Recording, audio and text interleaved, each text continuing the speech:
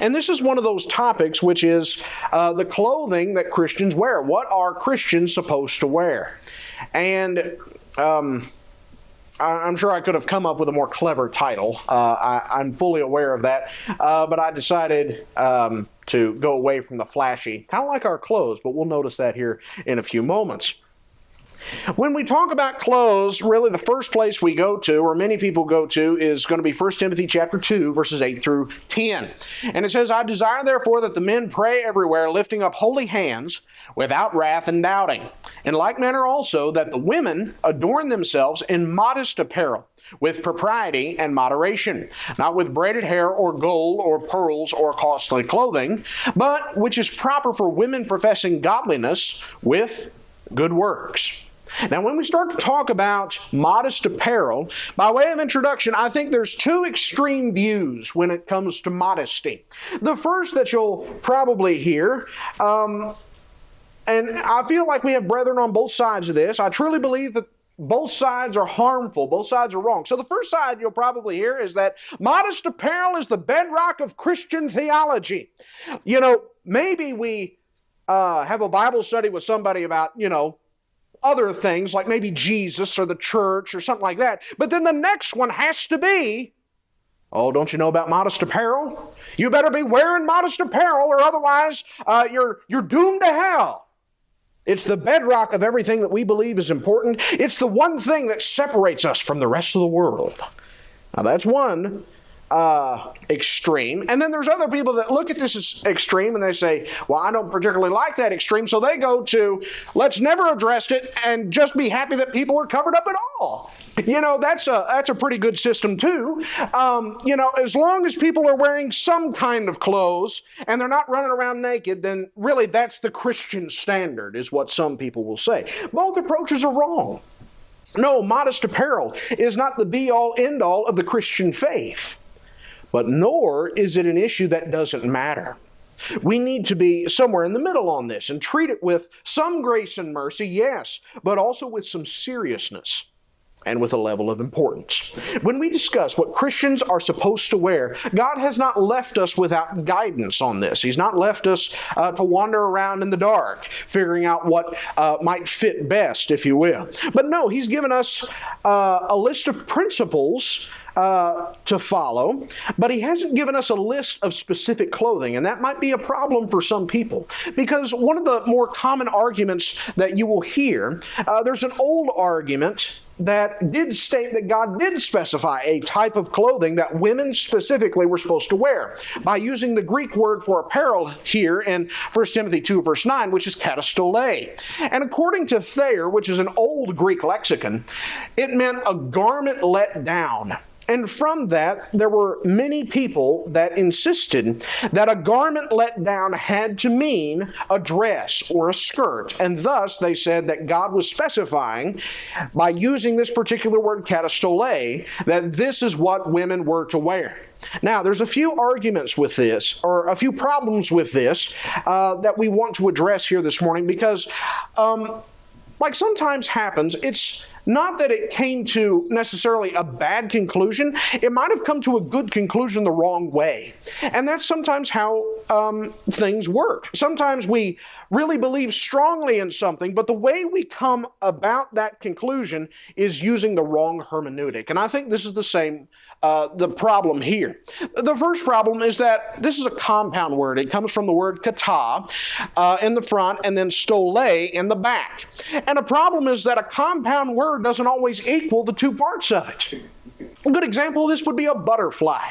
Now, when we say butterfly, we don't mean butter and a fly put together equals a butterfly. We're not talking about flying dairy products. What we mean is not the sum of two parts.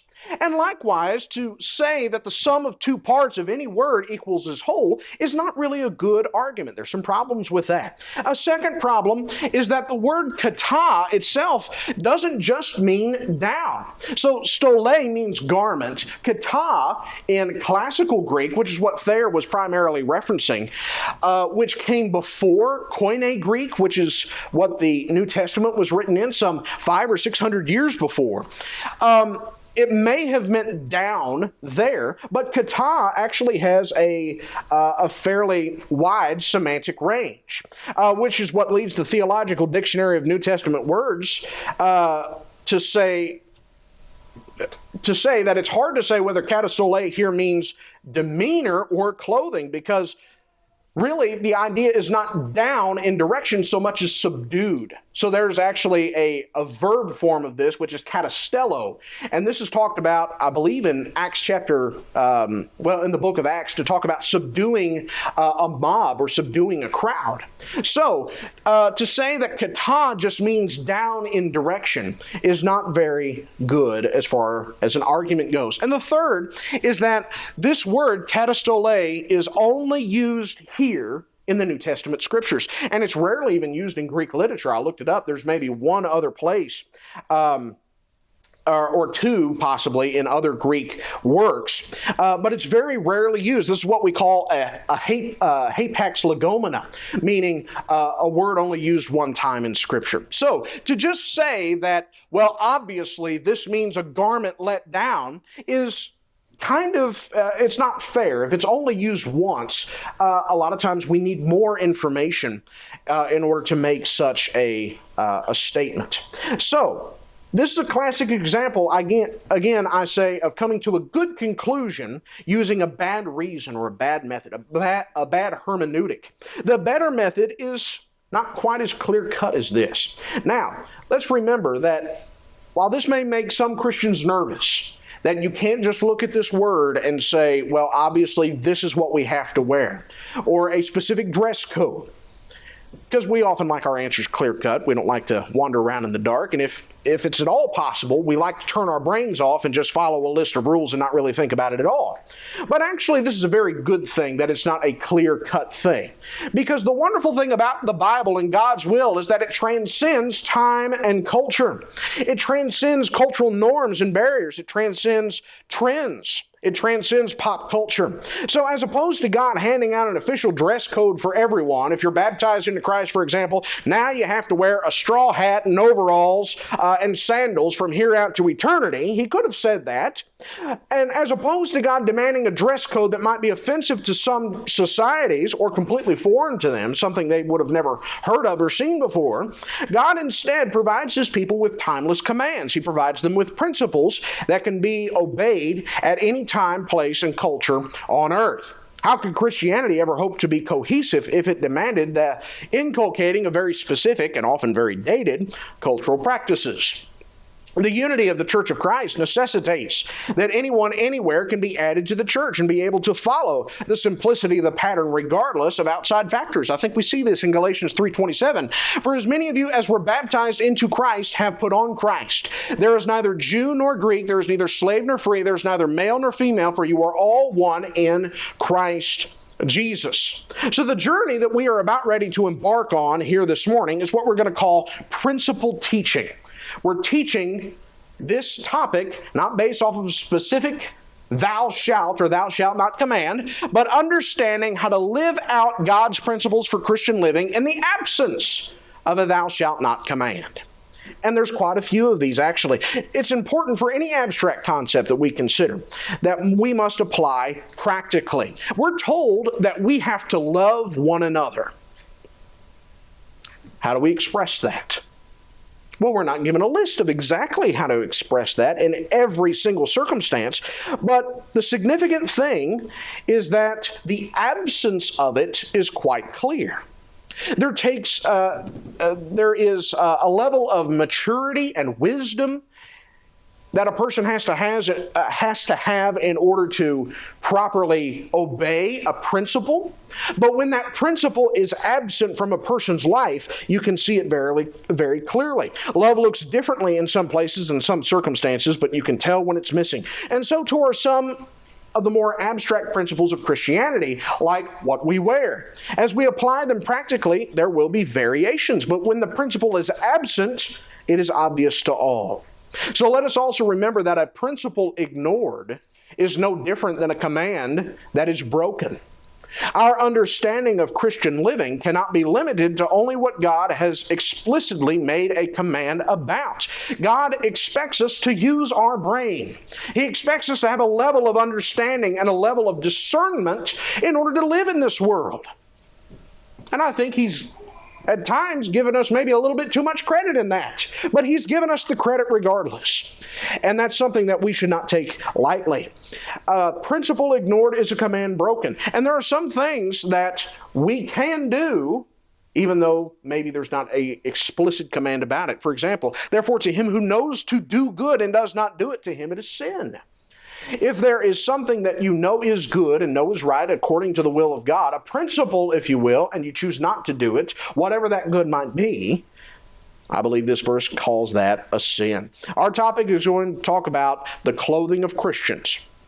And we're going to talk about it for both men and women.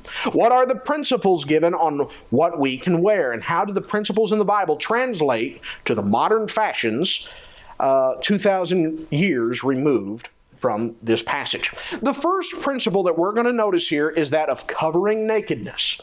Now, this is very simple. I think most of us will agree here. In fact, good job, everybody. I think we're doing that here this morning. We're covering nakedness, meaning that my clothing needs to make sure that I'm not exposing myself. This is what we mean when we talk about covering nakedness. And this is a very first principle regarding Christian attire that was established back in the Garden of Eden. In Genesis chapter 3 and verse 7, when Adam and Eve sinned, you remember, then the eyes of both of them were opened, and they knew that they were naked, and they sewed fig leaves together and made themselves coverings. In verse 21, it says, also for Adam and his wife, the Lord made tunics of skin and clothed them. Now, there's a bunch of theological implications here that we're not going to focus on here this morning. But this teaches us a very important first lesson, that mankind made clothes for himself. And what mankind thought it meant to cover up nakedness was not God's standard. He says, this is not good enough for what I expect you to wear. Christians have to wear clothes that meet God's standards for covering up nakedness. And that's not optional.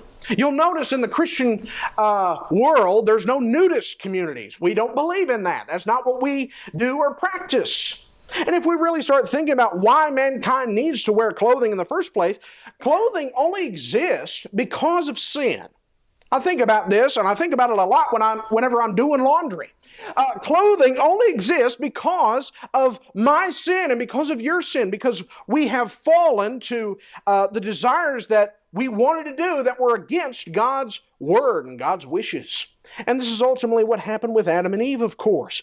Clothes are badges that we wear that remind us of the knowledge of good and evil that we now possess, and that and the sin that we have fallen to over and over again. And because of this, mankind has to cover himself. Well, what needs to be covered, one might say? What constitutes the covering of one's nakedness?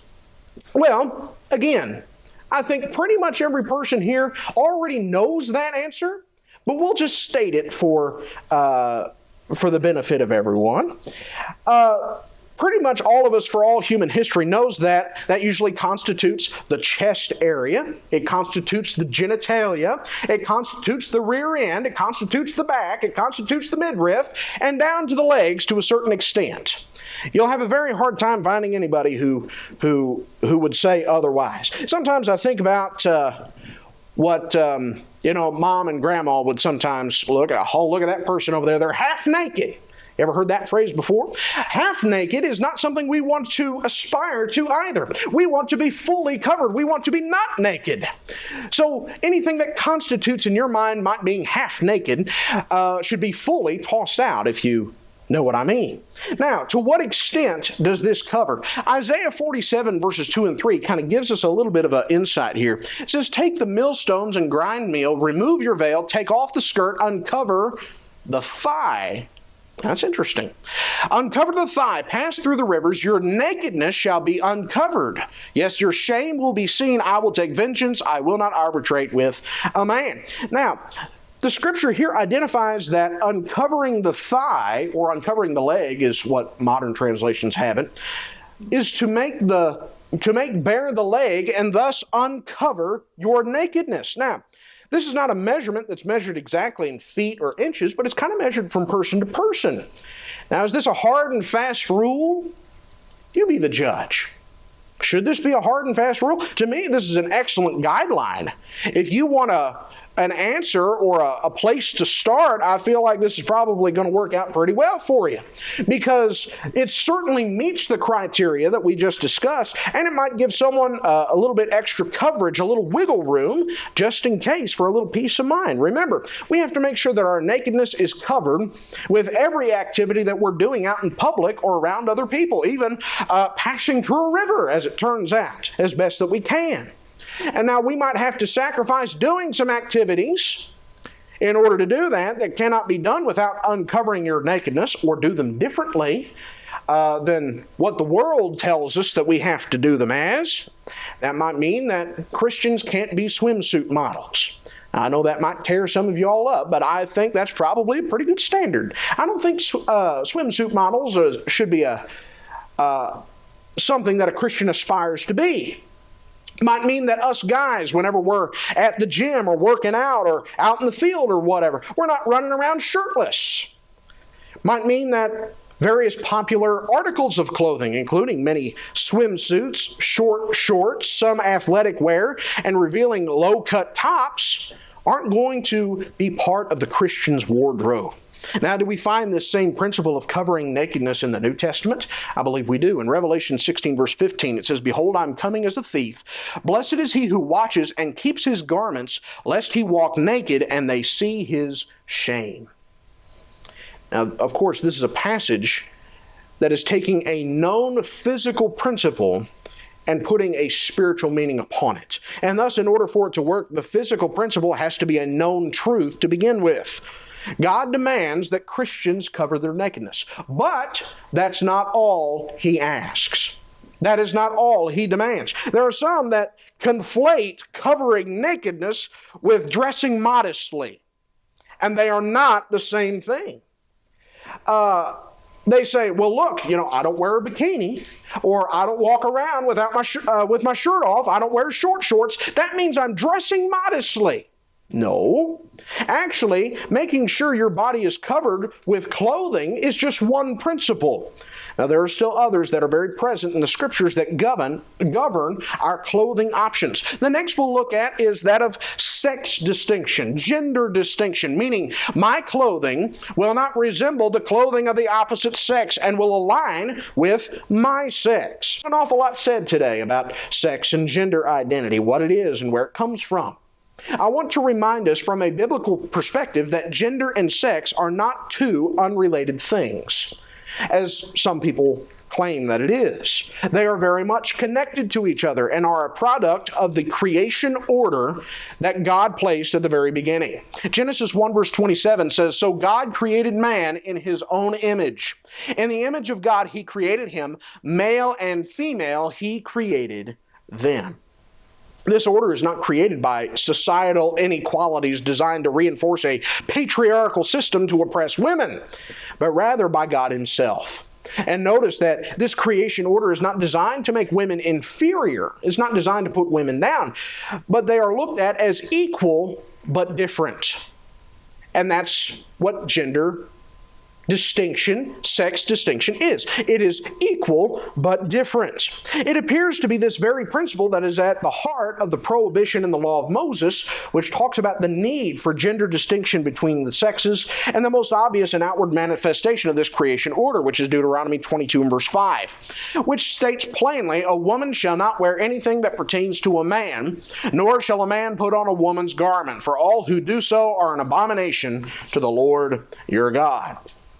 Now, why would God actually care about the clothing choices of men and women and them swapping their clothing on each other if there wasn't a moral and ethical principle that was being broken?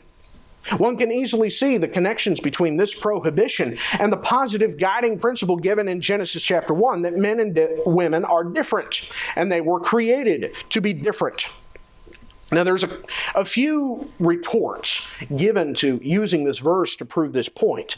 A common one that you'll hear is that the context of this verse, they will say, is talking about things in relation to pagan worship practices. That this is just talking about things that pagans would do, and this is just telling the children of Israel, don't do pagan things. Well, I think this is just blatantly false. This is not the context, particularly of Deuteronomy 22, but this is a common problem that you will see in the liberal, scholarly, biblical world, where people superimpose the culture of pagan nations around Israel at this time period, and they only are listening to the macro-cultural context that they lived in. Now, that's important to understand, obviously, but that's not how we do Bible study. We don't take the largest area of context and superimpose it upon the verse in question. We look at the actual context. We look at the verse, and then we look at the verses surrounding it, and then the chapter, and then the book, and then maybe after that we look at the surrounding historical context to give us insight. We work from inside out, not outside to in. This passage happens to appear in a list of miscellaneous laws that have nothing to do with pagan practices, and is followed by laws governing consequences of sexual immorality. So yes, the context is very much talking about everyday life and is not limited to pagan worship practices. Now, someone else might say, and in fact I was asked this kind of recently, and it got me to thinking a little bit more serious about this. Well, this is an Old Testament verse, you understand. This verse appears in the Old Testament. We don't live in the Old Testament anymore. So how can you expect this principle to be carried over into the New Testament for Christians to listen to and apply? Now, my first reaction was to simply quote Romans 15 verse 4 and say, well, all things written before time were written for our learning. The Old Testament was written for our learning. And that would be true, but I started to think, that's kind of a cheap cop-out. And I don't think it's one that we need to take, because there's ample proof in the New Testament that supports this principle introduced in Genesis and Deuteronomy, and it remains the standard in the New Testament. Now, I want to notice some things in the New Testament that reinforce this idea of sex distinction, gender distinction. Matthew 19 and verse 4, Jesus himself says, "Have you not read that he who made them at the beginning made them male and female?" Now, of course, Matthew 19, Jesus is talking about marriage and divorce. But he backs up a little bit further and says that the guiding principle, the fundamental principle behind what I'm about ready to tell you, was established in Genesis chapter 1. It was established from the very beginning. And this model, this establishment, is still God's desire for mankind. He recognizes that male and female still exist. We move forward and we look at Romans chapter 1, verse 26 through 28. I'm going to put the verses up here, and I hope perhaps you all will read them as we go afterwards in your own study on this matter. But Romans chapter 1, verse 26 through 28 talks about sexual distinction designed from creation between sexes. Understanding that men with men is not natural, and that women with women is not natural. That the natural use of the woman is to be with the man in holy matrimony. That is the natural way. And people with minds that desire to go away from God are breaking this sexual distinction that was designed from creation. We read about this in Romans chapter 1. In 1 Corinthians chapter 6 and verse 9, there are a couple of words used there. One of those, according to the New American Standard, talks about those who are effeminate. In your New King James, it'll say homosexual. Talks about those who are effeminate, and it's referring to men who behave like women in homosexual relationships, taking the submissive role. I didn't take a lot of pleasure in writing that sentence, but that is what's going on here. That is what's being described. And I think that's important for us to understand when we're talking about this, stating that such individuals will not inherit the kingdom of God. It's a vivid image, but there's a reason the Bible contains it. Because to abandon the natural creation order is to blur lines of sex and gender. And to state that a man can act like a woman or a woman can act like a man in this way is wrong. It is against the creation order. 1 Corinthians chapter 11, verses 2 through 16. It's talking there about hair, and it's talking about the covering for men and women. And it's showing that there is a distinction of appearance of hair between the sexes. In fact, in verse 15, it talks about how it is a shame for a man to have long hair, but that even nature itself teaches us this, but that it is a glory for women to have long hair. There is a distinction that takes place between the sexes that is based on not societal norms or the patriarchy, but upon creation order. Now, we've noticed these things, but someone might say, well, yes, gender distinction is real, but what about when it comes to our clothing? Well, let's not forget that 1 Timothy chapter 2 and verse 9 and 10 is specifically addressing women. And it's making distinction between sexes in dress. A lot of times we try to say, well, yeah, modest apparel is important for women, but we try to make it unisex and say, well, yeah, we got to address the men too, because we can't just pick on the women. I think there's guiding principles, and I think we're showing that as we go along, that address both men and women. But our primary audience in 1 Timothy 2 verse 9 is to women. It's showing that there is a gender distinction in clothing and in how they adorn themselves that is different in some ways than men. There is some overlap, of course, in principles between men and women, but these instructions are specifically showing women that the way that they dress is supposed to reflect what is proper for women professing godliness with good works. How can we tell the difference between men and women's clothes in our culture? Again, I think we can use a little bit of common sense in that one. It's not as hard as really you might think that it is. Now, I know that it's not that we don't actually know. I think it's sometimes we're trying to act smug, and I think we're trying to push boundaries a little bit. If you really don't know, I suggest maybe ask a drag queen. They've been successfully identifying men and women's clothes for decades now. And if you, as an informed Christian, can't tell, then ask someone who very much does. I say that tongue-in-cheek, because shame on us if we can't tell the difference between men and women's clothes. But there are more principles that male and female Christians need to consider. The next is that of being respectful or showing propriety. And this means, am I making sure that my clothing is proper and that it is not lewd or provocative? Now, this is a very important one. Christian clothing is supposed to be proper and respectful. And this comes from the word eidos here in 1 Timothy 2 verse 9, which, according to Lau and Nida, the quality of modesty with the implication of resulting respect or modesty. There's a little bit of overlap in some of these words and the ideas they're portraying, but I think that we can get the idea. The King James Version would translate this word as shamefacedness. There's actually a little bit of truth in that translation, as the antonym of this word, anideia, is one that talks about having shamelessness. The antonym is talking about being shameless, someone who has no shame. We are to have a sense of propriety, of modesty, of decency, of shamefacedness, as opposed to being lewd, shameless, or lascivious, as the old King James. It's one of my favorite words to say, although the meaning is certainly not one that is very fun. There are several passages that tell Christians they're not to be lewd. They're not to be provocative. Galatians 5 verse 19, now the works of the flesh are evident. They are clearly seen, which are adultery, fornication, uncleanness, and lewdness. You know it when you see it. It's evident. 1 Peter chapter 4 and verse 3, for we've spent enough of our past lifetime in doing the will of the Gentiles when we walked in lewdness and in lusts, and so on and so forth. This isn't talking about dressing to look pretty. It's not talking about dressing handsomely.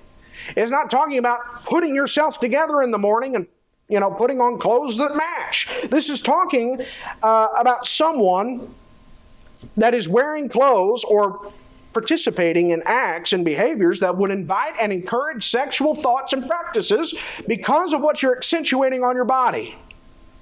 Now, does the Bible acknowledge that this is something that can be done with clothing? Yeah, I think it does. Proverbs chapter 7, verse 10 says, "And there was a woman met him with the attire of a harlot and a crafty heart." What is the attire of a harlot?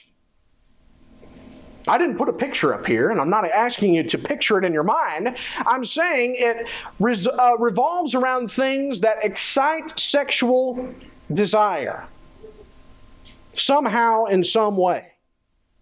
It's not enough just to make sure our nakedness is covered. We've talked about this.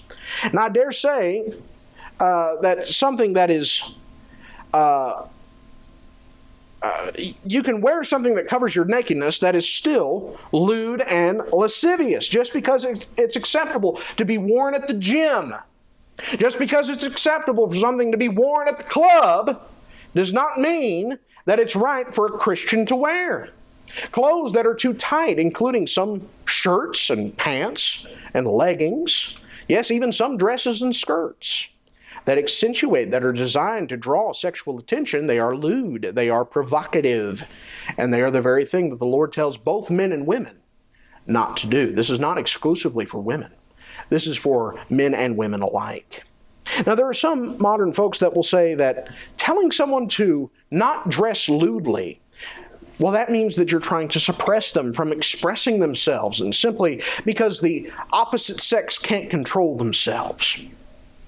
Others might say that if someone dresses lewdly and is then taken advantage of or raped, that somehow this individual had it coming, or that this individual brought it upon themselves. Now, I strongly disagree with both of these.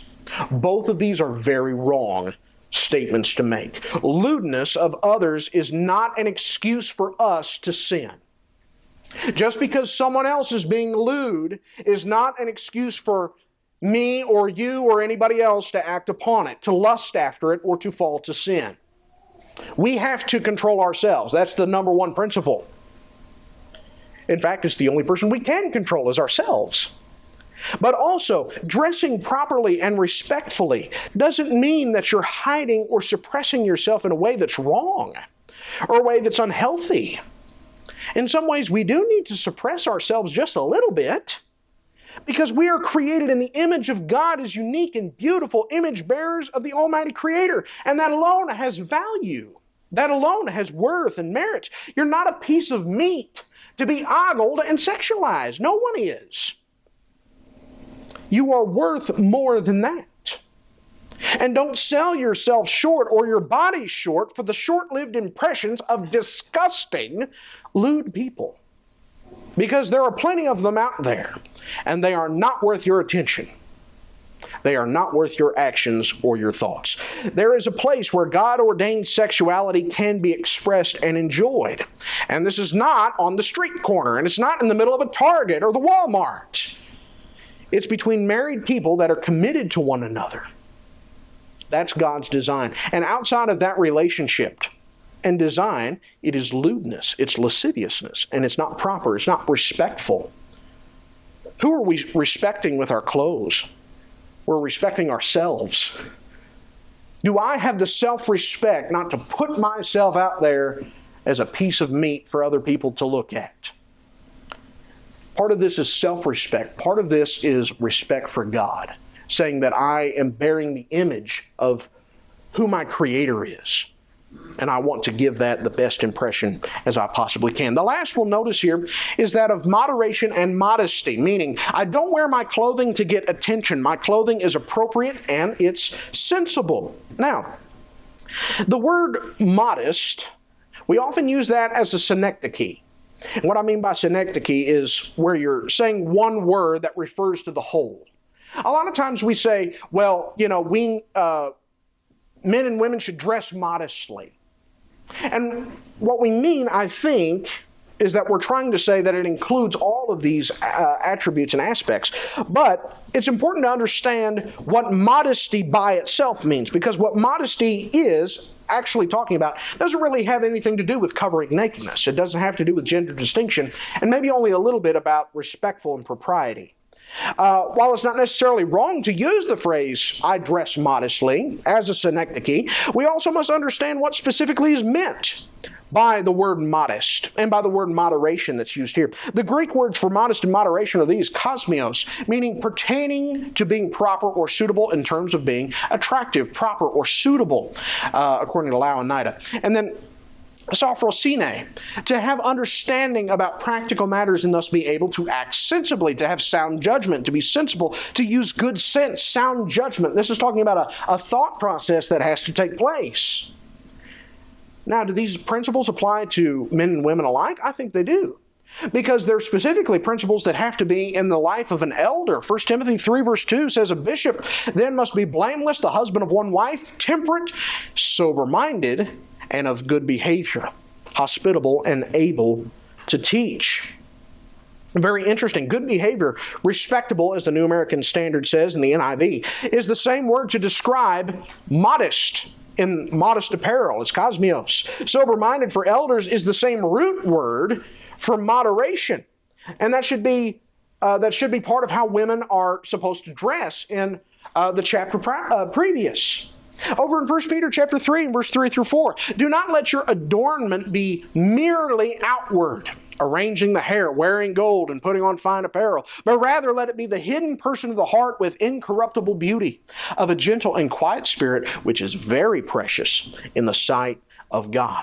Modesty, when we talk about modesty, modesty is a mindset. Moderation is a mindset. This is how I process things. Literally, this is about as a good example as you get. Sometimes people say, baptism is an outward show of an inward faith. That's not true. Baptism is what now saves us, according to 1 Peter 3:21. What is an outward show of an inward faith is how we dress, or it's one of the things. That change that takes place when we rise to walk in newness of life is made manifest in one way, by the way that we dress and appear to people. What is that change?